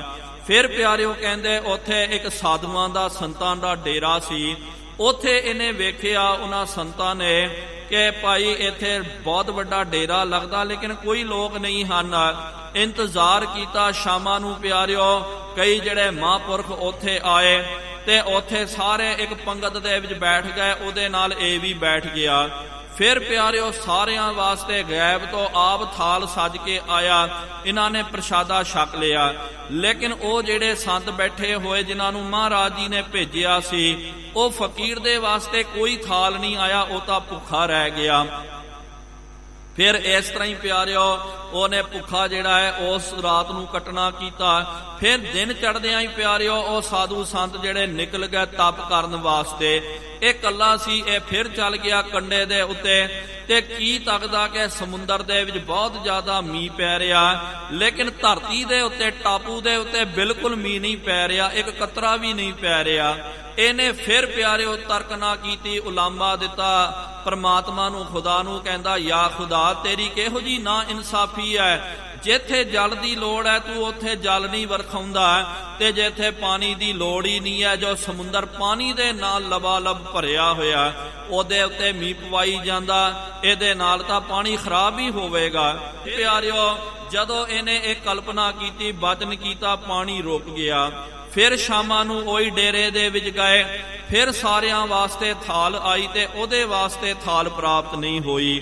ਤੇ ਉਹਨਾਂ ਦੇ ਵਿੱਚੋਂ ਇੱਕ ਸਾਧ ਜਿਹੜੇ ਸਨ, ਉਹਨਾਂ ਦੇ ਮਨ ਵਿੱਚ ਬੜੀ ਕਰੁਣਾ ਆਈ ਤੇ ਉਹਨਾਂ ਨੇ ਕਿਹਾ ਕਿ ਭਾਈ 2 ਦਿਨ ਤੋਂ ਬੰਦਾ ਆ ਰਿਹਾ, ਸਾਡੇ ਨਾਲ ਬਹਿ ਰਿਹਾ ਤੇ ਇਹਨੂੰ ਪ੍ਰਸ਼ਾਦਾ ਪ੍ਰਾਪਤ ਨਹੀਂ ਹੋ ਰਿਹਾ, ਇਹ ਕੀ ਗੱਲ ਹੈ? ਉਹਨੇ ਫਿਰ ਜਾ ਕਰਕੇ ਆਪਣੇ ਜੋ ਸ਼੍ਰੀ ਮਹੰਤ ਜਿਹੜੇ ਸਨ, ਜਿਹੜੇ ਮਹਾਂਪੁਰਖ ਸਨ ਸਭ ਤੋਂ ਵੱਡੇ, ਉਹਨਾਂ ਨੂੰ ਜਾ ਕਰਕੇ ਬੇਨਤੀ ਕੀਤੀ ਕਿ ਮਹਾਂਪੁਰਖੋ, ਆਪਨੇ ਵੇਖਿਆ ਹੋਵੇਗਾ ਆ ਬੰਦਾ ਜਿਹੜਾ ਹੈ, ਲੱਗਦਾ ਇਹ ਵੀ ਸਾਧੂ ਹੈ, ਤੇ ਇਹ ਕੱਲ ਵੀ ਆਇਆ ਸੀ, ਸਾਰਿਆਂ ਵਾਸਤੇ ਤਾਂ ਥਾਲ ਆ ਗਈ, ਲੇਕਿਨ ਇਹਦੇ ਵਾਸਤੇ ਥਾਲ ਪ੍ਰਾਪਤ ਨਹੀਂ ਹੋਈ। ਅੱਜ ਵੀ ਇਹਦੇ ਵਾਸਤੇ ਥਾਲ ਪ੍ਰਾਪਤ ਨਹੀਂ ਹੋਈ ਹੈ, ਕੀ ਕਾਰਨ ਹੈ? ਤੇ ਸਾਨੂੰ ਬਹੁਤ ਇਹਨੂੰ ਵੇਖ ਕਰਕੇ ਦੁੱਖ ਹੋ ਰਿਹਾ। ਮੇਰੇ ਮਨ ਵਿੱਚ ਆ ਰਿਹਾ ਕਿ ਮੈਂ ਆਪਣਾ ਪ੍ਰਸ਼ਾਦਾ ਇਹਨੂੰ ਥੋੜਾ ਦੇ ਦੇਵਾਂ। ਉਹ ਮਹਾਂਪੁਰਖ ਬੜੇ ਸਿਆਣੇ ਸਨ, ਉਹ ਕਹਿਣ ਲੱਗੇ ਕਿ ਭਾਈ ਜ਼ਰੂਰ ਕੋਈ ਗਲਤੀ ਹੋਵੇਗੀ ਇਹਦੇ ਤੋਂ, ਇਹਨੇ ਕੋਈ ਗਲਤੀ ਕੀਤੀ ਹੋਵੇਗੀ, ਤਾਂ ਕਰਕੇ ਇਹਦੇ ਵਾਸਤੇ ਪ੍ਰਸ਼ਾਦਾ ਜਿਹੜਾ ਨਹੀਂ ਆ ਰਿਹਾ, ਪ੍ਰਾਪਤ ਨਹੀਂ ਹੋ ਰਿਹਾ। ਤੇ ਉਹਨਾਂ ਨੇ ਪੁੱਛਿਆ ਕਿ ਭਾਈ ਤੂੰ ਦੱਸ, ਤੇਰੇ ਤੋਂ ਕੀ ਗਲਤੀ ਹੋਈ ਹੈ? ਉਹਨੂੰ ਪਿਆਰਿਓ ਕੋਈ ਯਾਦ ਨਹੀਂ ਆਇਆ। ਫਿਰ ਵੀ ਮਹਾਂਪੁਰਖਾਂ ਨੇ ਕਿਹਾ ਕਿ ਤੁਸੀਂ ਚੰਗੀ ਤਰ੍ਹਾਂ ਵਿਚਾਰ ਕਰਨਾ ਕਰੋ। ਤਾਂ ਫਿਰ ਉਹਨਾਂ ਨੇ ਕਿਹਾ ਕਿ 2 ਗੱਲਾਂ ਮੇਰੇ ਨਾਲ ਹੋਈਆਂ। ਕੱਲ ਇੱਕ ਜਹਾਜ਼ ਜਿਹੜਾ ਡੁੱਬ ਰਿਹਾ ਸੀ ਤੇ ਮੈਨੇ ਬਚਨ ਕੀਤਾ, ਰੱਬ ਨੂੰ ਉਲਾਮਾ ਦਿੱਤਾ ਤੇ ਜਹਾਜ਼ ਜਿਹੜਾ ਤਰ ਗਿਆ। ਮੈਨੂੰ ਲੱਗਿਆ ਕਿ ਲਓ ਜੀ ਮੇਰੇ ਅੰਦਰ ਸ਼ਕਤੀ ਆ ਗਈ। ਅੱਜ ਵੀ ਇੱਕ ਮੇਰੇ ਨਾਲ ਕਰਿਸ਼ਮਾ ਵਰਤਿਆ ਕਿ ਮੀਂਹ ਪੈ ਰਿਹਾ ਸੀ ਸਮੁੰਦਰ ਦੇ ਵਿੱਚ, ਮੈਨੇ ਬਚਨ ਕਰ ਦਿੱਤਾ, ਰੱਬ ਦੀ ਹੁਕਮ ਦੀ ਅਦੂਲੀ ਕਰ ਦਿੱਤੀ, ਕਿਹਾ ਕਿ ਰੱਬਾ ਕਮਾਲ ਦੀ ਗੱਲ ਹੈ, ਜਿੱਥੇ ਪਾਣੀ ਦੀ ਲੋੜ ਹੈ ਉੱਥੇ ਮੀਂਹ ਨਹੀਂ ਪੈ ਰਿਹਾ। ਰੱਬ ਦੇ ਭਾਣੇ ਨੂੰ ਤੂਨੇ ਨਹੀਂ ਮੰਨਣਾ ਕੀਤਾ, ਉਹਦੇ ਭਾਣੇ ਦੇ ਉੱਤੇ ਤੂਨੇ ਤਰਕ ਕਰਨੀ ਕੀਤੀ। ਤੈਨੂੰ ਕੀ ਲੱਗਦਾ ਸੀ? ਤੈਨੂੰ ਲੱਗਿਆ ਨਾ ਕਿ ਭਾਈ ਮੈਨੇ ਬਚਨ ਕਰਕੇ ਜਹਾਜ਼ ਦੇ ਵਿੱਚ ਜਿਹੜੇ ਲੋਕ ਸਨ ਉਹਨਾਂ ਨੂੰ ਬਚਾ ਲਿਆ, ਲੇਕਿਨ ਵੇਖ ਉਹ ਜਹਾਜ਼ ਦੇ ਵਿੱਚ ਬਹੁਤ ਵੱਡੇ ਪਾਪੀ ਲੋਕ ਬੈਠੇ ਹੋਏ ਸਨ, ਬਹੁਤ 1 ਨੰਬਰ ਦੇ ਪਾਮਰ ਲੋਕ, ਅਤਿਆਚਾਰੀ ਦੁਰਾਚਾਰੀ ਬੈਠੇ ਹੋਏ। ਉਹਨਾਂ ਨੂੰ ਤਾਂ ਇਹ ਸਜ਼ਾ ਪ੍ਰਾਪਤ ਹੋਈ ਸੀ ਕਿ ਭਾਈ ਇਹਨਾਂ ਨੂੰ ਬੇੜੇ ਦੇ ਵਿੱਚ ਚਾੜ ਕਰਕੇ ਸਮੁੰਦਰ ਦੇ ਵਿੱਚ ਡੋਬ ਦਿਓ। ਜੇ ਇਹ ਬੰਦੇ ਰਹਿਣਗੇ ਸੰਸਾਰ ਦੇ ਵਿੱਚ ਤੇ ਇਹਨਾਂ ਨੇ ਲੋਕਾਂ ਨੂੰ ਮਾਰਨਾ, ਕਤਲ ਕਰ ਦੇਣਾ, ਤੇ ਇੰਜ ਉਹਨਾਂ ਨੂੰ ਸਜ਼ਾ ਮਿਲਣੀ ਸੀ। ਤੂਨੇ ਉਹਨਾਂ ਦੀ ਸਜ਼ਾ ਨੂੰ ਰੋਕ ਦਿੱਤਾ, ਰੱਬ ਦੇ ਭਾਣੇ ਨੂੰ ਤੂਨੇ ਉਲਟ ਦਿੱਤਾ, ਤਾਂ ਕਰਕੇ ਉਹ ਤਾਂ ਬਚ ਗਏ। ਹੁਣ ਜਾ ਕਰਕੇ ਜਿਹੜੇ ਲੋਕਾਂ ਨੂੰ ਮਾਰਨਗੇ, ਖਤਮ ਕਰਨਗੇ, ਉਹ ਪਾਪ ਵੀ ਤੇਰੇ ਉੱਤੇ ਲੱਗ ਜਾਵੇਗਾ। ਤੈਨੂੰ ਕੀ ਲੱਗਦਾ ਕਿ ਭਾਈ ਤੂਨੇ ਆ ਦੂਜਾ ਬਚਨ ਕੀਤਾ ਸੀ ਨਾ ਕਿ ਮੀਂਹ ਜਿਹੜਾ, ਬਰਸਾਤ ਜਿਹੜੀ ਹੈ ਸਮੁੰਦਰ ਦੇ ਵਿੱਚ ਪੈ ਰਹੀ ਹੈ ਤੇ ਧਰਤੀ ਦੇ ਉੱਤੇ ਪਾਣੀ ਨਹੀਂ ਪੈ ਰਿਹਾ, ਸਮੁੰਦਰ ਤਾਂ ਪਾਣੀ ਦੇ ਨਾਲ ਭਰਿਆ ਹੋਇਆ, ਪਾਣੀ ਜਿੰਨਾ ਮਰਜੀ ਪੈ ਜਾਵੇ ਪਾਣੀ ਦਾ ਖਰਾਬਾ ਹੀ ਹੋਵੇਗਾ। ਤੈਨੂੰ ਲੱਗਦਾ ਹੋਵੇਗਾ ਕਿ ਭਾਈ ਮੈਨੇ ਵਧੀਆ ਕੰਮ ਕੀਤਾ, ਲੇਕਿਨ ਇਹਦੇ ਵਿੱਚ ਵੀ ਬਹੁਤ ਵੱਡਾ ਤੇਰੇ ਤੋਂ ਪਾਪ ਹੋ ਗਿਆ, ਕਿਉਂਕਿ ਜਦੋਂ ਸਮੁੰਦਰ ਦੇ ਵਿੱਚ ਵਰਖਾ ਹੁੰਦੀ ਹੈ, ਕਈ ਸਮੁੰਦਰ ਦੇ ਇਹੋ ਜਿਹੇ ਜੀਵ ਜੰਤ ਹਨ ਜਿਹੜੇ ਰਹਿੰਦੇ ਖਾਰੇ ਪਾਣੀ ਦੇ ਵਿੱਚ, ਸਮੁੰਦਰ ਦੇ ਵਿੱਚ ਰਹਿੰਦੇ, ਲੇਕਿਨ ਸਮੁੰਦਰ ਦਾ ਉਹ ਜਲ ਨਹੀਂ ਛਕਿਆ ਕਰਦੇ। ਜਦੋਂ ਇਸ ਤਰ੍ਹਾਂ ਬਰਸਾਤ ਹੁੰਦੀ ਹੈ, ਮੀਂਹ ਪੈਂਦਾ, ਤੇ ਉਹ ਮੀਂਹ ਦਾ ਮਿੱਠਾ ਜਲ ਛਕ ਕਰਕੇ ਉਹ ਤ੍ਰਿਪਤ ਹੋ ਜਾਂਦੇ। ਤੇਰੇ ਇੱਕ ਬਚਨਾਂ ਦੇ ਕਰਕੇ ਕਈ ਲੱਖਾਂ ਕਰੋੜਾਂ ਅਰਬਾਂ ਦੀ ਗਿਣਤੀ ਦੇ ਵਿੱਚ ਕਈ ਜੀਵ ਜੰਤ ਜਿਹੜੇ ਮਰ ਗਏ। ਇਹਦਾ ਪਾਪ ਵੀ ਤੇਰੇ ਉੱਤੇ ਲੱਗ ਜਾਵੇਗਾ, ਕਿਉਂਕਿ ਤੂਨੇ ਇਹ ਮਨਮੁਖਾਂ ਵਾਲਾ ਕਰਮ ਕਰਨਾ ਕੀਤਾ। ਜਿਹੜਾ ਵੀ ਰੱਬ ਦੇ ਭਾਣੇ ਨੂੰ ਮੇਟਣ ਦਾ ਯਤਨ ਕੀਤਾ, ਹੁਕਮ ਦੀ ਅਦੂਲੀ ਕਰਦਾ ਜਾਂ ਰੱਬ ਦੇ ਭਾਣੇ ਦੇ ਉੱਤੇ ਤਰਕ ਕਰਦਾ, ਉਹ ਮਨਮੁਖ ਹੈ। ਉਹ ਕਹਿੰਦਾ ਮਹਾਂਪੁਰਖੋ ਮੇਰੇ ਤੋਂ ਬਹੁਤ ਵੱਡਾ ਗੁਨਾਹ ਹੋ ਗਿਆ, ਮੈਂ ਆਪਣੀ ਗਲਤੀ ਨੂੰ ਮੰਨਦਾ ਹਾਂ, ਮੈਂ ਮਾਫੀ ਮੰਗਦਾ ਹਾਂ। ਤੇ ਆਪ ਜੀ ਦੱਸਣਾ ਕਰੋ, ਜਿਹੜੇ ਰੱਬ ਦੇ ਭਾਣੇ ਨੂੰ ਮੰਨਦੇ ਹਨ, ਮਿੱਠਾ ਕਰਕੇ ਮੰਨਦੇ ਹਨ, ਉਹਦੇ ਹੁਕਮਾਂ ਦੀ ਅਦੂਲੀ ਨਹੀਂ ਕਰਦੇ, ਸੱਤ ਕਰਕੇ ਮੰਨਦੇ, ਉਹਨਾਂ ਦੀ ਕੀ ਅਵਸਥਾ ਹੁੰਦੀ ਹੈ? ਉਹਨਾਂ ਮਹਾਂਪੁਰਖਾਂ ਨੇ ਕਿਹਾ ਉਹ ਗੁਰਮੁਖ ਹੁੰਦੇ ਹਨ। ਫਿਰ ਕਿਹਾ ਉਹਨਾਂ ਦੀ ਅਵਸਥਾ ਗੁਰਮੁਖਾਂ ਵਾਲੀ ਬਣ ਜਾਂਦੀ ਹੈ। ਬਸ ਪਿਆਰਿਓ, ਜਦੋਂ ਇਹ ਬਚਨ ਉਹਨਾਂ ਨੇ ਸਰਵਣ ਕੀਤਾ ਮਹਾਂਪੁਰਖਾਂ ਨੇ ਕਿ ਉਹ ਗੁਰਮੁਖ ਹੁੰਦੇ ਹਨ, ਜਿਹੜਾ ਰੱਬ ਦਾ ਭਾਣਾ ਮੰਨਦੇ ਹਨ, ਪਰਮਾਤਮਾ ਦੀ ਰੇਖ ਦੇ ਵਿੱਚ ਮੇਖ ਨਹੀਂ ਮਾਰਦੇ, ਉਹਦੇ ਭਾਣੇ ਦੇ ਉੱਤੇ ਤਰਕ ਨਾ ਨਹੀਂ ਕਰਦੇ, ਬਸ ਹੱਥ ਜੁੜ ਗਏ ਤੇ ਕਹਿੰਦੇ ਮੈਨੂੰ ਆਪਣਾ ਜੋ ਸਵਾਲ ਲੈ ਕੇ ਜਾ ਰਿਹਾ ਸੀ ਨਾ ਉਹਦਾ ਜਵਾਬ ਮੈਨੂੰ ਪ੍ਰਾਪਤ ਹੋ ਗਿਆ, ਹੁਣ ਮੱਕੇ ਨੂੰ ਕਿਉਂ ਜਾਣਾ। ਫਿਰ ਸਤਿਗੁਰੂ ਮਹਾਰਾਜ ਜੀ ਦੇ ਚਰਨਾਂ ਵਿੱਚ ਆ ਕਰਕੇ ਕਹਿਣ ਲੱਗੇ, ਸਤਿਗੁਰੂ ਮਹਾਰਾਜ ਬੜੀ ਆਪ ਜੀ ਦੀ ਕਿਰਪਾ ਹੋਈ, ਜੋ ਆਪ ਜੀ ਨੇ ਵਿਆਖਿਆ ਮੈਨੂੰ ਪ੍ਰਤੱਖ ਕਰਕੇ ਦਿਖਾਈ ਹੈ ਮਹਾਰਾਜ, ਹੁਣ ਉਹ ਵਿਆਖਿਆ ਮੇਰੇ ਹਿਰਦੇ ਵਿੱਚ ਵਸ ਗਈ। ਅੱਜ ਤੋਂ ਬਾਅਦ ਮਹਾਰਾਜ ਮੈਨੇ ਮਨਮੁਖਾਂ ਵਾਲਾ ਕਰਮ ਛੱਡ ਦਿੱਤਾ ਤੇ ਮੈਂ ਹੁਣ ਗੁਰਮੁਖ ਬਣਨ ਦਾ ਯਤਨ ਕਰਾਂਗਾ। ਤੂੰ ਕਰਬੇ ਚਿਤ ਚਹਿਤ ਆਹਾਰੇ। ਸਤਿਗੁਰੂ ਮਹਾਰਾਜ ਕਹਿਣ ਲੱਗੇ ਕਿ ਭਾਈ ਜੀਵਾ ਤੂੰ ਇਹ ਆਹਾਰ ਕਰਨ ਵਾਸਤੇ, ਪ੍ਰਸ਼ਾਦਾ ਤਿਆਰ ਕਰਨ ਵਾਸਤੇ ਘਟੀ ਚਾਰ ਕਰ ਲੇਹੁ ਪਿਛਾਰੇ, ਤੇ ਤੂੰ ਇੱਕ ਕੰਮ ਕਰਨਾ ਕਰ, ਜ਼ਰੂਰੀ ਥੋੜੀ ਹੈ ਹੁਣੇ ਪ੍ਰਸ਼ਾਦਾ ਤਿਆਰ ਕਰਨਾ। ਜੇ ਵਾਯੂ ਵਗਦੀ ਹੈ, ਹਨੇਰੀ ਵਗਦੀ ਹੈ ਤੇ ਰੱਬ ਦੇ ਭਾਣੇ ਨੂੰ ਮਿੱਠਾ ਕਰਕੇ ਮੰਨਣਾ ਕਰ, ਤਰਕ ਨਾ ਕਰਨਾ ਕਰ, ਕਿਉਂਕਿ ਮਹਾਰਾਜ ਨੇ ਕਿਹਾ ਨਾ ਤਰਕ ਨਾ ਚਾ ਭਰਮੀਆਂ ਚਾ ਕੇਸ਼ਵਾ ਬਚੌਨੀ ਅਈਏ ਮਈਏ ਏਕ ਆਨ ਜੀਓ। ਜਿਹੜੇ ਪਿਆਰਿਓ ਤਰਕ ਕਰਦੇ ਹਨ ਉਹ ਭਰਮਾਂ ਦੇ ਵਿੱਚ ਪੈ ਜਾਂਦੇ। ਕਈ ਰੱਬ ਦੇ ਭਾਣੇ ਨੂੰ ਵੀ, ਸਤਿਗੁਰੂ ਮਹਾਰਾਜ ਜੀ ਦੇ ਹੁਕਮ ਨੂੰ ਵੀ ਤਰਕ ਨਾ ਕਰਨਾ, ਇਹ ਨਹੀਂ ਉਹ ਨਹੀਂ ਹੋਣਾ ਚਾਹੀਦਾ, ਇਸ ਤਰ੍ਹਾਂ ਨਹੀਂ ਉਸ ਤਰ੍ਹਾਂ ਨਹੀਂ, ਉਹ ਫਿਰ ਭਰਮਾਂ ਦੇ ਵਿੱਚ ਪੈ ਜਾਂਦੇ। ਸਤਿਗੁਰੂ ਮਹਾਰਾਜ ਜੀ ਨੇ ਕਿਹਾ ਜ਼ਰੂਰੀ ਥੋੜੀ ਹੈ ਭਾਈ ਹੁਣੇ ਪ੍ਰਸ਼ਾਦਾ ਆਪਾਂ ਨੇ ਤਿਆਰ ਕਰਨਾ, ਜੇ ਸਮਾਂ ਇਜਾਜ਼ਤ ਨਹੀਂ ਦਿੰਦਾ ਕੋਈ ਗੱਲ ਨਹੀਂ ਹੈ, 4 ਘੜੀਆਂ ਪਿੱਛੋਂ ਤੂੰ ਤਿਆਰ ਕਰਨਾ ਕਰ। ਕਰਹੁ ਨ ਚਿੰਤਾ ਆਨੰਦ ਕੀ ਜੈ। ਮਨ ਵਿੱਚ ਪਿਆਰਿਆ ਚਿੰਤਾ ਨਾ ਧਾਰਨ ਕਰਨਾ ਕਰ ਕਿ ਭਾਈ ਇਹ ਕੀ ਹੋ ਗਿਆ, ਉਹ ਕੀ ਹੋ ਗਿਆ ਕਰਕੇ ਚਿੰਤਾ ਛੱਡ, ਅਚਿੰਤ ਰਹੋ। ਚਿੰਤਾ ਦਾ ਤਿਆਗ ਕਰਕੇ ਨਿਸ਼ਚਿੰਤ ਹੋ ਕਰਕੇ ਆਨੰਦ ਦੇ ਵਿੱਚ ਰਹਿਣਾ ਕਰ। ਤੈਨੂੰ ਕੀ ਕਰਨਾ ਹੈ? ਮਹਾਰਾਜ ਜੀ ਨੇ ਕਿਹਾ ਨਾ ਕਰ ਚਿੰਤਾ, ਭਾਈ ਤੂੰ ਚਿੰਤਾ ਨਾ ਕਰਨਾ ਕਰ, ਤੇ ਚਿੰਤਾ ਤਿਸ ਹੀ ਹੈ ਜਲ ਮੈਂ ਜੰਤ ਉਪਾਇਨ ਤਿਨਾ ਪੇ ਰੋਜੀ ਦੇ। ਸਤਿਗੁਰੂ ਮਹਾਰਾਜ ਜੀ ਨੇ ਬਚਨ ਕੀਤਾ ਤੂੰ ਕਾਦੀ ਚਿੰਤਾ ਕਰਦਾ ਕਿ ਭਾਈ ਉਹ ਤਾਂ ਰੱਬ ਜਲ ਦੇ ਵਿੱਚ ਵੀ ਜੀਆਂ ਨੂੰ ਪੈਦਾ ਕਰਕੇ ਉਹਨਾਂ ਨੂੰ ਵੀ ਰੋਜ਼ੀ ਦਿੰਦਾ। ਸਤਿਗੁਰ ਅਰ ਪ੍ਰਭ ਜਥਾ ਰਜਾਏ। ਜਿਸ ਤਰ੍ਹਾਂ ਸਤਿਗੁਰੂ ਮਹਾਰਾਜ ਜੀ ਦੀ ਤੇ ਪ੍ਰਮਾਤਮਾ ਦੀ ਜੋ ਰਜ਼ਾ ਹੁੰਦੀ ਹੈ, ਭਾਣਾ ਹੁੰਦਾ, ਤਿਸ ਪਰ ਰਾਜੀ ਰਹਿਣ ਸਦਾ, ਉਹਦੇ ਉੱਤੇ ਸਦਾ ਰਾਜ਼ੀ ਹੋ ਕਰਕੇ ਰਹਿਣਾ ਚਾਹੀਦਾ ਭਾਈ। ਮੁੱਖ ਧਰਮ ਸਿੱਖੀ ਕੋ ਇਹ। ਸਤਿਗੁਰੂ ਜੀ ਕਹਿਣ ਲੱਗੇ ਭਾਈ ਕੰਨ ਖੋਲ ਕੇ ਸੁਣ ਲਿਓ ਕਿ ਇਹੀ ਤਾਂ ਸਿੱਖੀ ਦਾ ਮੁੱਖ ਧਰਮ ਹੈ। ਇੱਕ ਤਾਂ ਪਿਆਰਿਓ ਬਾਹਰੀ ਧਰਮ ਹੁੰਦਾ ਹੈ, ਬਾਹਰੀ ਪਹਿਰਾਵਾ ਹੁੰਦਾ, ਇੱਕ ਗੁਣਾ ਦਾ ਜਿਹੜਾ ਧਰਮ ਹੁੰਦਾ। ਅਸਲ ਦੇ ਵਿੱਚ ਸਿੱਖੀ ਦੀ ਇਹੀ ਪਰਿਭਾਸ਼ਾ ਹੈ, ਇਹੀ ਅਸਲੀ ਧਰਮ ਹੈ। ਜੋ ਧਾਰਹਿ ਸਿੱਖ ਗੁਰੂ ਸਨੇਹੀ। ਜਿਹੜਾ ਵੀ ਇਸ ਹੁਕਮ ਨੂੰ ਧਾਰਨ ਕਰਦਾ ਨਾ ਉਹੀ ਗੁਰੂ ਕਾ ਪਿਆਰਾ ਹੁੰਦਾ। ਜਿਵ ਪਤਿਵ੍ਰਤਾ ਇਸਤਰੀ ਲੱਛਣ। ਜਿਸ ਤਰ੍ਹਾਂ ਕਿ ਜਿਹੜੀ ਪਤਿਵ੍ਰਤਾ ਇਸਤਰੀ ਹੁੰਦੀ ਹੈ ਉਹਦੇ ਜੋ ਲੱਛਣ ਹੁੰਦੇ ਹਨ। ਪਤ ਆਗਿਆ ਮਹਿ ਸੁਖੀ ਵਿਚਛਣ। ਤੇ ਪਤਿਵ੍ਰਤਾ ਇਸਤਰੀ ਆਪਾਂ ਉਹਨੂੰ ਕਹਿੰਦੇ ਆ ਜਿਹੜੇ ਪਤੀ ਦੀ ਆਗਿਆ ਦੇ ਵਿੱਚ ਸੁਖੀ ਰਹਿੰਦੀ ਹੈ, ਸਦਾ ਆਨੰਦ ਦੇ ਵਿੱਚ ਰਹਿੰਦੀ ਹੈ। ਭਾਵ ਕਿ ਪਾਣੀ ਕੇ ਮੰਗਤ ਪਾਥਰ ਮਾਰਤ ਨਾਰ ਕਿਧੋ ਕਰ ਨਾਹਰ ਆਨੀ। ਜਿਹੜਾ ਪਤੀ ਆ ਕਰਕੇ ਕਹਿੰਦਾ ਕਿ ਭਾਈ ਕਿ ਮੈਂ ਥੱਕਿਆ ਹੋਇਆ ਜੀ, ਮੈਨੂੰ ਪਾਣੀ ਦੇਣਾ ਕਰੋ, ਅਗੋਂ ਪੱਥਰ ਲੈ ਕਰਕੇ ਮਾਰੇ, ਕਵੇ ਕਿ ਮੂਰਖਾ ਤੈਨੂੰ ਦਿਖਦਾ ਨਹੀਂ ਹੈ ਗਲਾਸ ਪਿਆ ਹੋਇਆ, ਪਾਣੀ ਪਿਆ ਹੋਇਆ, ਜਲ ਲੈ, ਆਪ ਲੈ ਕਰਕੇ ਛਕ, ਮੈਨੂੰ ਕਿਉਂ ਕਹੀ ਜਾਂਦਾ। ਪਾਣੀ ਦੇ ਮੰਗਦਿਆਂ ਜਿਹੜੀ ਪੱਥਰ ਮਾਰਦੀ ਹੈ ਉਹ ਤਾਂ ਪਿਆਰਿਓ ਘਰ ਵਾਲੀ ਥੋੜੀ, ਉਹ ਤਾਂ ਸ਼ੇਰਨੀ ਹੈ, ਉਹ ਤਾਂ ਪਤਿਵ੍ਰਤਾ ਇਸਤਰੀ ਥੋੜੀ ਅਖਵਾ ਸਕਦੀ ਹੈ। ਤੇ ਜਿਹੜੀ ਪਤੀ ਦੀ ਆਗਿਆ ਨੂੰ ਨਾ ਮੰਨਣਾ ਕਰੇ, ਪਤੀ ਦੇ ਹੁਕਮ ਦੇ ਵਿੱਚ ਨਾ ਚੱਲਣਾ ਕਰੇ, ਉਹ ਪਤਿਵ੍ਰਤਾ ਇਸਤਰੀ ਕਦੇ ਵੀ ਨਹੀਂ ਅਖਵਾ ਸਕਦੀ ਹੈ। ਰੱਬ ਆਗਿਆ ਮਹਿ ਤਥਾ ਸਦੀਵ। ਇਸ ਤਰ੍ਹਾਂ ਹੀ ਇੱਕ ਸਤਿਗੁਰਾਂ ਨੇ ਇਹ ਦ੍ਰਿਸ਼ਟਾਂਤ ਦੇ ਕਰਕੇ ਅੱਗੇ ਬਚਨ ਕਰਨਾ ਕੀਤਾ ਕਿ ਇਸ ਤਰ੍ਹਾਂ ਹੀ ਜਿਹੜੇ ਪ੍ਰਮਾਤਮਾ ਦੇ ਪਿਆਰੇ ਹੁੰਦੇ ਹਨ ਉਹ ਪ੍ਰਮਾਤਮਾ ਦੇ ਹੁਕਮ ਦੇ ਵਿੱਚ, ਜਿਸ ਤਰ੍ਹਾਂ ਪਤਿਵ੍ਰਤਾ ਇਸਤਰੀ ਆਪਣੇ ਪਤੀ ਦੇ ਹੁਕਮ ਵਿੱਚ ਜਿਹੜੀ ਚੱਲਦੀ ਹੈ ਉਹਨੂੰ ਹੀ ਤਾਂ ਪਿਆਰਿਓ ਪਤਿਵ੍ਰਤਾ ਇਸਤਰੀ ਹੋਣ ਦਾ ਮਾਣ ਪ੍ਰਾਪਤ ਹੁੰਦਾ। ਤੇ ਜੋ ਜਿਹੜੀ ਫਿਰ ਘਰ ਘਰ ਹੰਡਦੀ ਹੈ, ਵਿਚਰਦੀ ਹੈ, ਉਹਨੂੰ ਫਿਰ ਸਾਰਾ ਸੰਸਾਰ ਕਹਿੰਦਾ ਜੀ ਇਹ ਤਾਂ ਧਰਕਟ ਨਾਰੀ ਹੈ ਕਰਕੇ, ਉਹਨੂੰ ਪਤਿਵ੍ਰਤਾ ਕੋਈ ਨਹੀਂ ਕਹਿੰਦਾ। ਰੂਖੋ ਭੋਜਨ ਭੂਮ ਸੈਨ ਸਖੀ ਪ੍ਰਿਆ ਸੰਗ ਸੂਖ ਬਿਹਾਦ, ਇਹ ਪ੍ਰਤੀਵਰਤਾ ਇਸਤਰੀ ਦੇ ਲੱਛਣ ਹਨ। ਰਹੋ ਰਾਜ਼ੀ ਬਨ ਗੁਰਮੁਖ ਜੀਵਾ। ਸਤਿਗੁਰੂ ਜੀ ਕਹਿਣ ਲੱਗੇ ਕਿ ਭਾਈ ਰਾਜ਼ੀ ਹੋ ਕਰਕੇ, ਗੁਰਮੁਖ ਬਣ ਕਰਕੇ, ਜਿਹੜਾ ਰੱਬ ਦਾ ਭਾਣਾ ਮੰਨ ਕੇ ਚੱਲਦਾ ਉਹੀ ਗੁਰਮੁਖ ਹੈ। ਤੇ ਗੁਰਮੁਖ ਬਣ ਕਰਕੇ ਭਾਈ ਜੀਵਾ ਤੂੰ ਰਹਿਣਾ ਕਰ।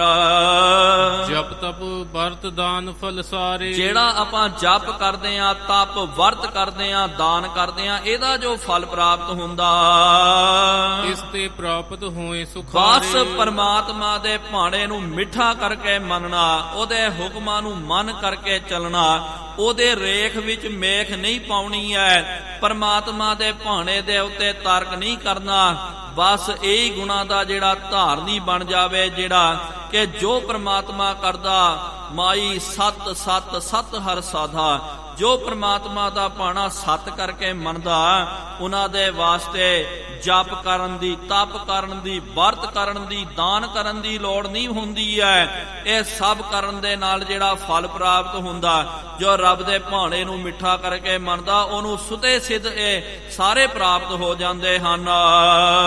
ਸਿਮਰਹੁ ਸਤਿਨਾਮ ਕਰ ਪ੍ਰੀਤ। ਇਸ ਕਰਕੇ ਸਤਿਗੁਰੂ ਜੀ ਕਹਿਣ ਲੱਗੇ, ਉਹਦਾ ਨਿਤਾ ਪਰਤ ਜਾਪ ਕਰਨਾ ਕਰ। ਤਿਆਗਹੁ ਤਨ ਹੰਤਾ ਇਮਨੀਤ। ਇਸ ਤਰ੍ਹਾਂ ਨਿਤਾ ਪ੍ਰਤੀ ਤਨ ਹੰਤਾ, ਜੋ ਅਹੰਕਾਰ ਅਭਿਮਾਨ ਜਿਹੜਾ ਹੈ, ਉਹਦਾ ਵੀ ਤਿਆਗ ਕਰਨਾ।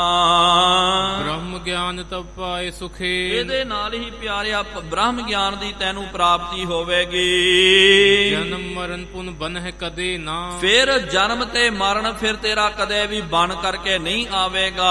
ਬਾਹਰ ਹਮ ਕਾਹੇ ਆਵਹਿੰਗੇ, ਆਵਨ ਜਾਣਾ ਹੁਕਮ ਤਿਸੈ ਕਾ, ਹੁਕਮੇ ਬੂਝ ਸਮਾਵਹਿੰਗੇ। ਸੁਨ ਜੀਵੇ ਤਬ ਬੰਧਨ ਕਰੇ। ਸੁਣ ਕਰਕੇ ਭਾਈ ਜੀਵਾ ਜਿਹੜਾ ਹੱਥ ਜੋੜ ਕਰਕੇ ਸਤਿਗੁਰ ਸੀਖ ਭਲੀ ਉਰ ਧਰੀ। ਸਤਿਗੁਰੂ ਮਹਾਰਾਜ ਜੀ ਦੀ ਜੋ ਸਿੱਖਿਆ ਹੈ, ਉਹਨੂੰ ਆਪਣੇ ਉਰ ਦੇ ਵਿੱਚ, ਅੰਤਰ ਮਨ ਦੇ ਵਿੱਚ ਧਾਰਨ ਕਰਨਾ ਕੀਤਾ।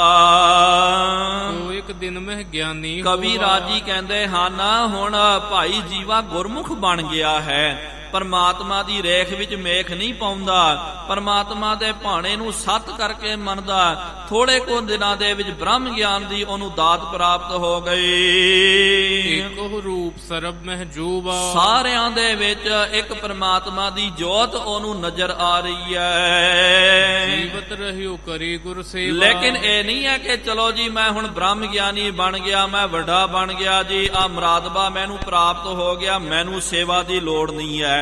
ਇਸ ਤਰ੍ਹਾਂ ਦੀ ਨਹੀਂ ਪਿਆਰਿਓ। ਜਿਸ ਤਰ੍ਹਾਂ ਤੇ ਕਈ ਜਿਹੜੇ ਹਨ ਗੁਰੂ ਕੇ ਪਿਆਰੇ, ਜਦੋਂ ਸੇਵਾ ਦੇ ਵਿੱਚ ਉਹਨਾਂ ਨੂੰ ਮਾਣ ਪ੍ਰਾਪਤ ਹੁੰਦਾ, ਸੇਵਾ ਦੇ ਵਿੱਚ ਜਦੋਂ ਉਹਨਾਂ ਦੀ ਸੇਵਾ ਸਫਲ ਹੁੰਦੀ ਹੈ, ਸੁਫਲ ਹੁੰਦੀ ਹੈ, ਉਹ ਸੇਵਾ ਦਾ ਤਿਆਗ ਨਹੀਂ ਕਰਦੇ, ਉਹ ਤਾਂ ਔਰ ਜ਼ਿਆਦੀ ਸੇਵਾ ਕਰਦੇ ਹਨ। ਨਿਮਰੀ ਭੂਤ ਹੋ ਕਰਕੇ ਕਹਿੰਦੇ ਕਿ ਇਸ ਸੇਵਾ ਦੇ ਨਾਲ ਇੰਨਾ ਫਲ ਮੈਨੂੰ ਪ੍ਰਾਪਤ ਹੋਇਆ, ਔਰ ਮੈਂ ਸੇਵਾ ਕਰਾਂਗਾ, ਔਰ ਮੇਰੇ ਉੱਤੇ ਸਤਿਗੁਰਾਂ ਦੀ ਕਿਰਪਾ ਹੋ ਜਾਵੇਗੀ। ਲੇਕਿਨ ਕਈ ਵਾਰੀ ਪਿਆਰਿਓ, ਕਈਆਂ ਨੂੰ ਕੁਝ ਪ੍ਰਾਪਤ ਹੋ ਜਾਵੇ, ਆਕੜ ਜਾਂਦੇ ਹਨ ਤੇ ਕਹਿ ਦਿੰਦੇ ਜੀ ਬਸ ਜੀ ਮੈਨੂੰ ਹੁਣ ਸੇਵਾ ਦੀ ਲੋੜ ਹੀ ਨਹੀਂ ਹੈ, ਬਥੇਰੀ ਮੈਨੇ ਸੇਵਾ ਕਰ ਲਈ ਹੈ, ਮਿਲ ਗਿਆ ਜੋ ਮੈਨੂੰ ਮਿਲਣਾ ਸੀ। ਨਹੀਂ ਪਿਆਰਿਓ, ਇਹ ਤਾਂ ਅਹੰਕਾਰ ਦੀ ਗੱਲ ਹੈ। ਤੇ ਜਿਹੜੇ ਗੁਰਮੁਖ ਹੁੰਦੇ ਹਨ, ਤੇ ਫਿਰ ਜਦੋਂ ਉਹਨਾਂ ਨੂੰ ਨਾਮ ਦੇ ਵਿੱਚ ਰਸ ਆਉਂਦਾ, ਸੇਵਾ ਦੇ ਵਿੱਚੋਂ ਉਹਨਾਂ ਨੂੰ ਬਰਕਤਾਂ ਪ੍ਰਾਪਤ ਹੁੰਦੀਆਂ, ਉਹ ਫਿਰ ਸੇਵਾ ਨੂੰ ਨਹੀਂ ਛੱਡਦੇ। ਬ੍ਰਹਮ ਗਿਆਨੀ ਹੋ ਗਏ, ਮਹਾਂਪੁਰਖ ਹੋ ਗਏ, ਲੇਕਿਨ ਉਹ ਸੇਵਾ ਨਿਰੰਤਰ ਉਹਨਾਂ ਨੇ ਜਾਰੀ ਰੱਖਣੀ ਕੀਤੀ। ਤਨ ਤਜ ਲੈ ਹੋਏ ਬ੍ਰਹਮ ਅਭੇਵਾ। ਫਿਰ ਜਦੋਂ ਉਹਨੇ ਆਪਣੇ ਤਨ ਦਾ ਤਿਆਗ ਕਰਕੇ ਭਾਈ ਜੀਵਾ ਜਿਹੜਾ ਬ੍ਰਹਮ ਦੇ ਵਿੱਚ ਅਭੇਦ ਹੋ ਗਿਆ। ਗੁੱਜਰ ਨਾਮ ਸੋ ਜਾਤ ਲੁਹਾਰ। ਹੁਣ ਪਿਆਰਿਓ ਇਥੋਂ ਪ੍ਰਕਰਨ ਬਦਲ ਰਿਹਾ। ਦੂਜਾ ਸਿੱਖ ਜਿਹੜਾ ਹੈ ਗੁੱਜਰ ਜਿਹਦਾ ਨਾਮ ਹੈ, ਤੇ ਜਾਤੀ ਇਹਦੀ ਲੁਹਾਰ ਦੀ ਹੈ। ਚਲ ਆਇਓ ਗੁਰ ਕੇ ਦਰਬਾਰ। ਇਹ ਇੱਕ ਦਿਨ ਸਤਿਗੁਰੂ ਮਹਾਰਾਜ ਜੀ ਦੇ ਦਰਬਾਰ ਦੇ ਵਿੱਚ ਆਪ ਭਾਈ ਗੁੱਜਰ ਜਿਹੜਾ ਹੈ ਚੱਲ ਕਰਕੇ ਆਇਆ।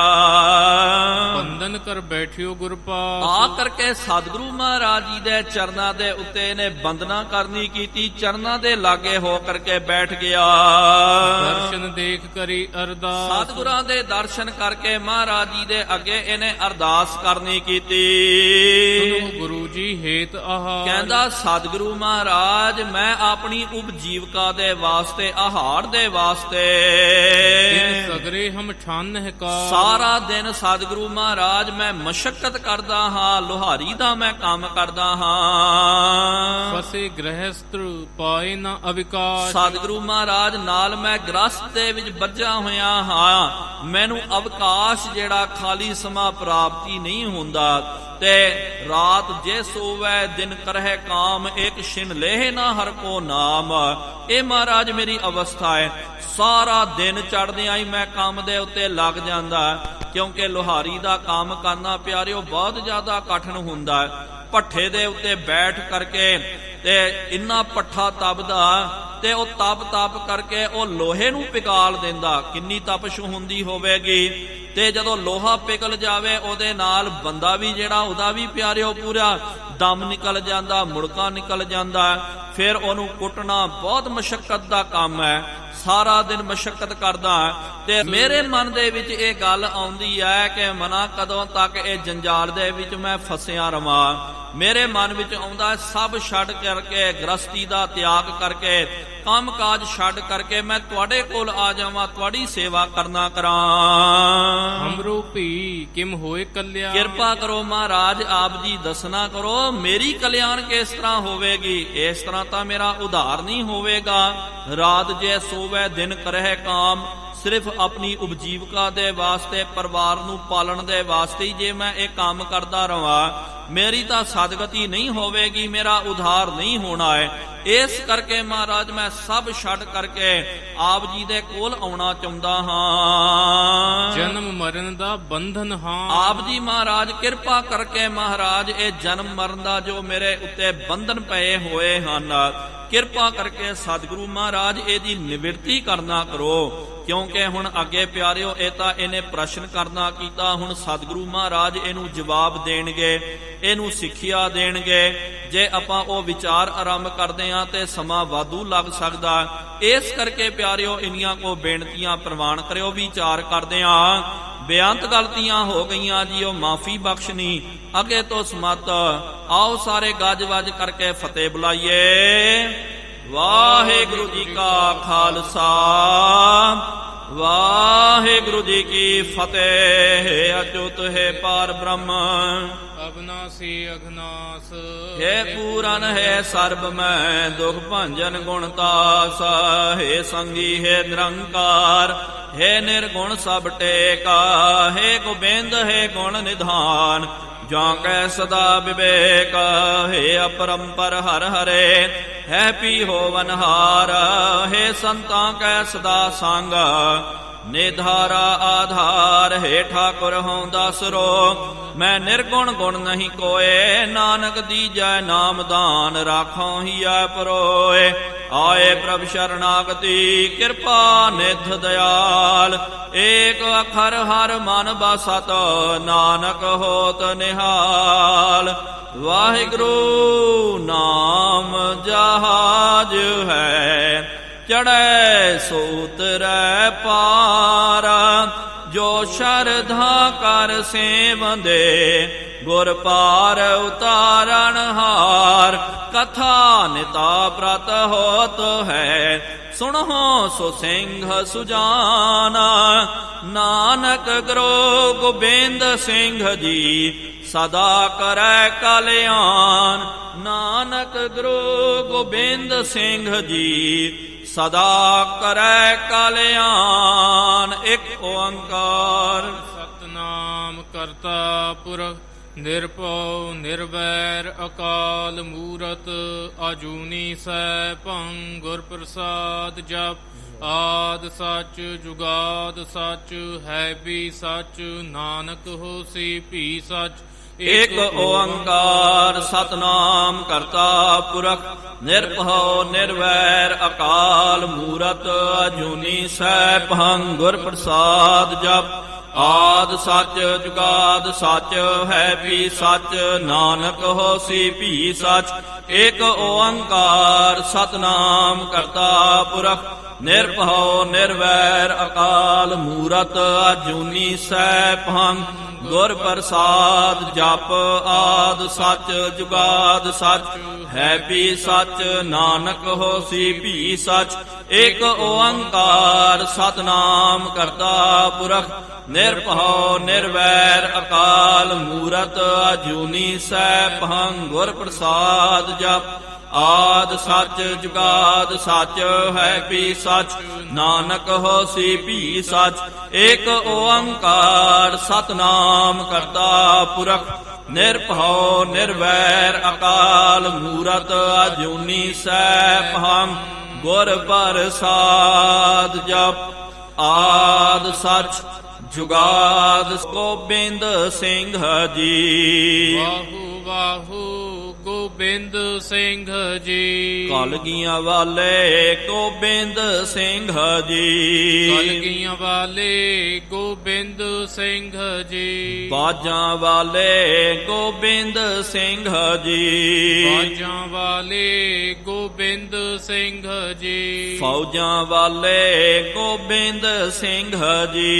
ਫੌਜਾਂ ਵਾਲੇ ਗੋਬਿੰਦ ਸਿੰਘ ਜੀ। ਚੋਜੀ ਪਿਆਰੇ ਗੋਬਿੰਦ ਸਿੰਘ ਜੀ। ਚੋਜੀ ਪਿਆਰੇ ਗੋਬਿੰਦ ਸਿੰਘ ਜੀ। ਵਾਹੋ ਵਾਹੋ ਗੋਬਿੰਦ ਸਿੰਘ ਜੀ। ਵਾਹੂ ਵਾਹੂ ਗੋਬਿੰਦ ਸਿੰਘ ਜੀ। ਵਾਹੋ ਵਾਹੋ ਗੋਬਿੰਦ ਸਿੰਘ ਜੀ। ਵਾਹੂ ਵਾਹੂ ਗੋਬਿੰਦ ਸਿੰਘ ਜੀ। ਧੰਨ ਧੰਨ ਸਾਹਿਬ ਸ੍ਰੀ ਗੁਰੂ ਨਾਨਕ ਦੇਵ ਜੀ ਮਹਾਰਾਜ। ਧੰਨ ਧੰਨ ਸਾਹਿਬ ਸ੍ਰੀ ਗੁਰੂ ਗੋਬਿੰਦ ਸਿੰਘ ਸਾਹਿਬ ਜੀਓ ਮਹਾਰਾਜ। ਧੰਨ ਧੰਨ ਸਾਹਿਬ ਸ੍ਰੀ ਗੁਰੂ ਗ੍ਰੰਥ ਸਾਹਿਬ ਜੀਓ ਮਹਾਰਾਜ। ਆਪ ਜੀ ਦੇ ਪਾਵਨ ਪਵਿੱਤਰ ਅਸਥਾਨ ਤਖਤ ਸੱਚਖੰਡ ਸ੍ਰੀ ਹਜ਼ੂਰ ਸ੍ਰੀ ਅਬਚਲਨਗੜ੍ਹ ਸਾਹਿਬ ਜੀ ਵਿਖੇ ਸ਼ਾਮਾਂ ਦੇ ਦੀਵਾਨ ਸਜਾਏ ਗਏ ਹਨ। ਸਜੇ ਹੋਏ ਪਾਵਨ ਦੀਵਾਨਾਂ ਦੇ ਵਿੱਚ ਗੁਰ ਇਤਿਹਾਸ ਦੀਆਂ ਕਥਾ ਵਿਚਾਰਾਂ ਹੋਈਆਂ। ਕਥਾ ਵਿਚਾਰਾਂ ਕਰਦਿਆਂ ਬੇਅੰਤ ਗਲਤੀਆਂ ਹੋ ਗਈਆਂ ਜੀਓ ਮਾਫੀ ਬਖਸ਼ਣੀ ਅੱਗੇ ਤੋਂ ਸਮਤ ਆਈਆਂ ਸੰਗਤਾਂ ਦੀਆਂ ਹਾਜ਼ਰੀਆਂ ਤਿਲ ਫੁਲ ਭੇਟਾਵਾਂ ਪ੍ਰਵਾਨ ਕਰਨੀਆਂ। ਜੋ ਜੀ ਆਪ ਜੀ ਕੇ ਦੁਆਰੇ ਆਵੇ ਸੋ ਸਦਾ ਹੀ ਰਾਜੀ ਪ੍ਰਸੰਨ ਜਾਵੇ। ਗੁਰ ਨਾਨਕ ਨਾਮ ਚੜ੍ਹਦੀ ਕਲਾ ਤੇਰੇ ਭਾਣੇ ਸਰਬੱਤ ਦਾ ਭਲਾ। ਬੋਲੇ ਸੋ ਨਿਹਾਲ।